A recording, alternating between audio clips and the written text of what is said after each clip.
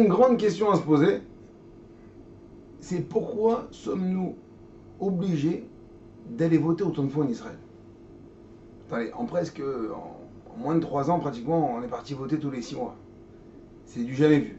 On connaît les putschs, on connaît les révolutions, on connaît les dictatures, mais aller aux urnes tous les 6 mois, c'est du jamais vu. On n'a jamais vu ça dans aucun pays. Alors comment on peut répondre à cette question? Alors pour répondre à cette question, on va répondre par une autre question qu'on doit se poser. C'est quoi cette question? Il y a une règle fondamentale et essentielle dans la vie d'un juif, c'est que dans chaque événement qui se passe, grand ou petit, heureux ou moins heureux, on doit se demander qu'est-ce qu'Akadosh Baruch Hu, qu'est-ce qu'Hachem attend de moi, qu'est-ce qu'Hachem attend de nous. Et donc là, c'est une question à l'échelle nationale. Qu'est-ce qu'Akadosh Baruch Hu attend de nous? Alors pour répondre à cette question, il faut savoir que, en fin de compte, ces élections, ce sont un grand chesed d'Akadosh Baruch Hu, une grande bonté. Et je m'explique. Parce qu'en fin de compte, ce ne sont pas des élections. Nous, on ne va pas voter. C'est plutôt Akadosh Baruch Hu organiser un grand sondage. Un sondage au sein du peuple pour... il souhaite récolter en fait encore un maximum de partisans pour la Géoula. En effet, comme on a déjà expliqué, que la Géoula imminente, qui devra arriver, Bezrat Hashem, très bientôt, sera calquée sur le même concept, sur le même principe que la sortie d'Égypte. Et nous savons qu'en Égypte, comme on l'avait déjà dit, seulement 20% des bénis Israël sont sortis. Alors là, au niveau des chiffres, si on voit que les partis qui demandent la Torah, qui prônent la Torah, on est à 15, 16, 17%. Donc il reste encore quelques places pour ceux qui veulent participer à cette grande aventure de la Géoula. Donc vous savez ce qu'il vous reste à faire. Parce qu'en fin de compte, il faut quand même avoir une certaine cohérence. Une personne qui prie 3 fois par jour, elle dit tous les jours dans cette fila, matin, midi et soir, elle demande le kibbutz galuyot be'artzenu. Elle demande à Machazir, Shechinato Letzion, et après elle se prosterne, elle dit Modi Manardo. Quand on dit à Machazir, Shechinato Letzion, tu demandes qu'Akadosh Baruch Hu qui ramène, qui rende la Shechina à Tzion et Yerushalayim. Et d'après vous, qui est-ce qui va ramener cette Shechina? Est-ce que vous pensez que c'est un homme politique les cheveux grisonnants qui va trinquer son verre de vin avec le chancelier allemand, ou qui dîne, ou qui voyage et qui s'entretient avec d'autres hommes politiques le Shabbat et les jours de fête, qui n'en a rien à faire de la Torah? Attendez, vous voulez quoi? Vous voulez un pays ou vous voulez notre pays? Vous voulez Eretz Israël?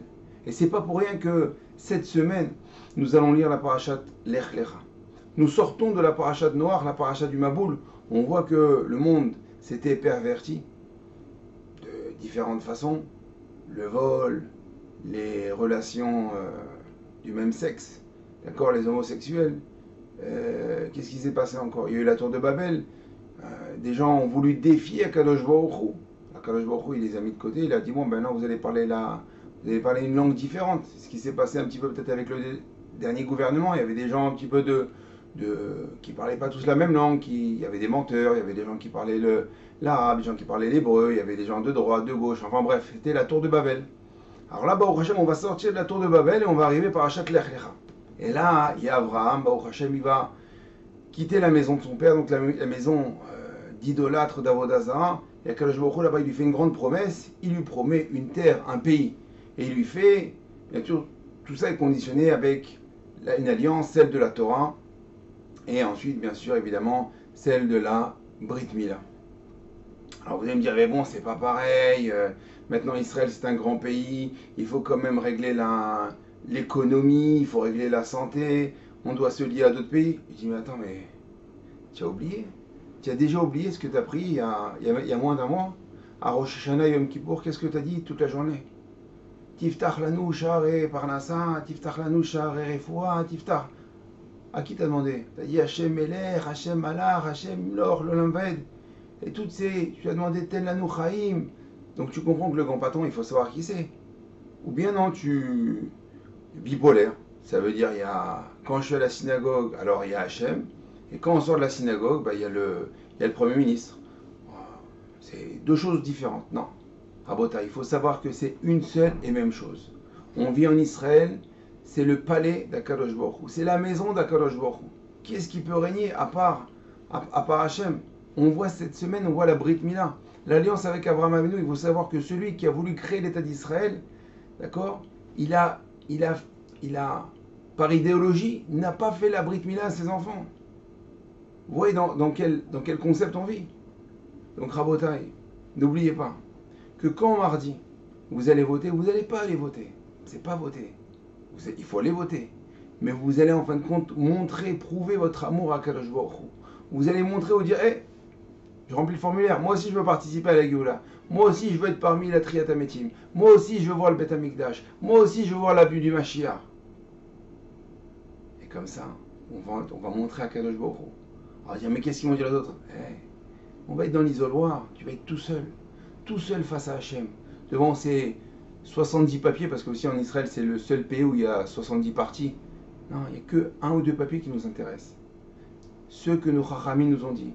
Interrogez votre rabbin de la communauté. Comme je l'ai déjà dit, le même rabbin qui vous lui demandait, tu peux prier s'il te plaît pour mon fils, il est malade, tu peux prier pour qu'il se marie, tu peux prier pour que, tu peux prier le Kaddish et la Ashkava, on ne peut pas dissocier en Eretz Israël. Il n'y a pas la synagogue et en dehors de la synagogue. C'est toute la même maison. C'est le même patron, c'est Akadosh Baruch Hu, c'est lui qui règne. Et n'ayez pas peur. Parce que qui est-ce qui nous donne à manger? Vous le dites 3 fois par jour dans le Birkat Amazon. Qui est-ce qui nous donne à manger? On dit dans Ashrei Yoshvetera, Poter, Chetedecha, Omazbian, Echol, Chai, Ratzon. Qui est-ce qui vous donne à manger? C'est Akadosh Baruch Hu. Dans sa bonté. C'est lui qui nous donne la vie, qui nous permet de nous réveiller le matin. Il nous fait bouger, on peut sourire, on peut respirer. Rappelez-vous, il n'y a même pas 2 ans, il a envoyé un micro-virus dans le monde entier, il a déstabilisé le monde entier, les plus grandes économies, les plus grands gouvernements. Il fait ce qu'il veut. Il fait ce qu'il veut. Alors montrez-lui, au grand patron, que vous êtes avec lui. Votez pour vous. Votez pour vous-même. Votez, en fin de compte, pour votre futur. Pour le monde futur. C'est tout.